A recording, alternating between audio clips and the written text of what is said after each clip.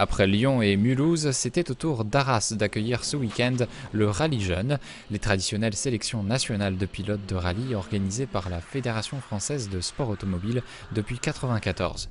Destinée aux 17-25 ans, la compétition a attiré quelques 400 personnes à la zone industrielle Est où se tenait le rallye. Moyennant une inscription de 15 €, chacun devait se mesurer à un premier parcours éliminatoire d'une centaine de mètres avant de pouvoir affronter un deuxième, 2 fois plus long, avec toujours le même objectif, réaliser le meilleur chrono sans toucher une quille.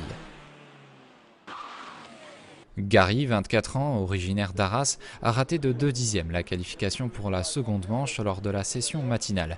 Il va retenter sa chance lors d'un deuxième et ultime passage. On va essayer de s'améliorer par rapport à ce matin et j'espère être assez détendu pour m'en sortir bien comme il faut. Go.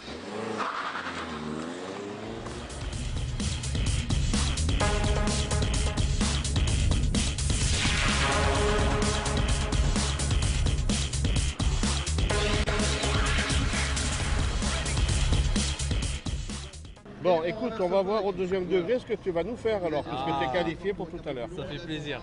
On a fait 19 915 pour 24 160. Donc c'est quand même 5 dixièmes de mieux quoi. Par rapport aux 2 dixièmes de retard de ce matin, j'ai amélioré de 7 dixièmes, donc maintenant il faut gérer. Le deuxième parcours, c'est une autre paire de manches, élaborée par Nicolas Bernardi, champion de France, ancien lauréat du Rallye Jeune.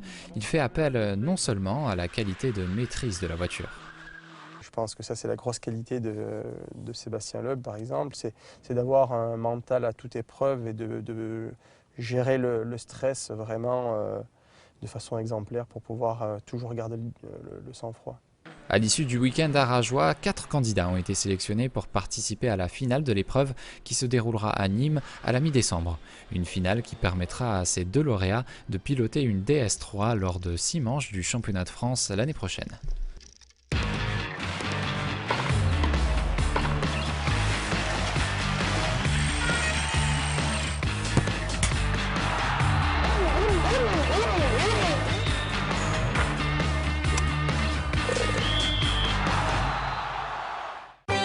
Retrouvez cette émission et bien plus sur weo.fr.